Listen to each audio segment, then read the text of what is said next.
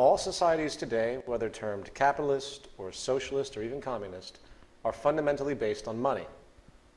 Money is the enabler of possibility within the system itself. Free market capitalism, as it is often called, is now the dominant economic religion of the day. I say religion because when it comes to the cultural perception of this methodology, few today seem to have the ability to even ponder any other options for social operation. They are fully indoctrinated.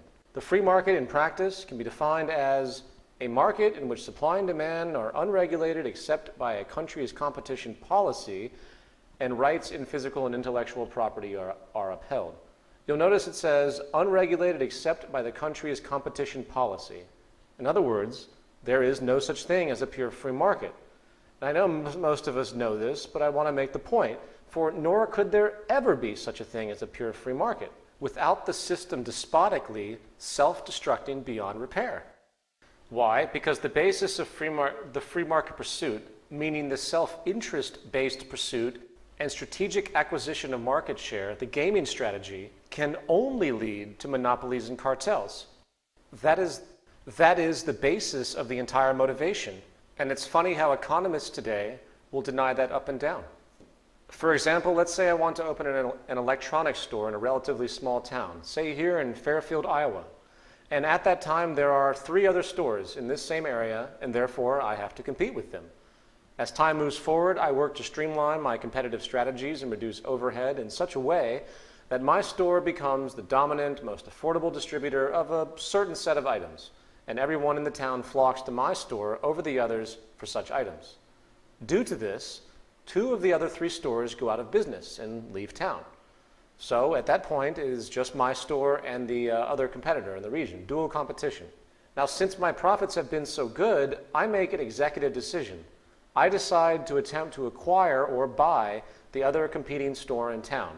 Seems reasonable, right? Acquisitions happen all the time. And they agree. So I purchase that store, put my logo on it, and boom, I have a regional monopoly. Likewise, let's assume I didn't purchase the other store, but rather just became friends and in turn partners with them. And we figured out a way to work together and flourish in a non-competitive way. Seems logical, right? Well, guess what? Now I have a cartel.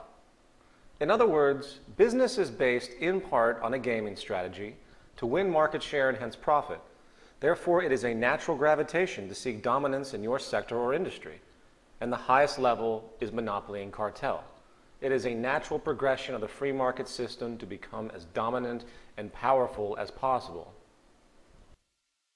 But it doesn't stop there, and I'm sure most in this room understand the practice of congressional lobbying by corporations, considered absolutely normal. Well, what is financial lobbying? Lobbying is the prostitution of the state to grant further powers or positions of ease to corporate industries. In other words, if you pay off a few congressmen to support your company's agenda, then you have further secured your position economically. The same thing goes for campaign contributions. Now, people say that's corruption. No, it's not. It's the free market at work. What else do you expect? There is no such thing as an objective government in a monetary system. It is impossible. The whole society is based on money and income, so why do you think any lines would ever be drawn and respected? We see this BS ethic argument all day long, and guess what? It has never worked. It never will work. Influence and hence corruption is a natural byproduct of our system. It should be expected.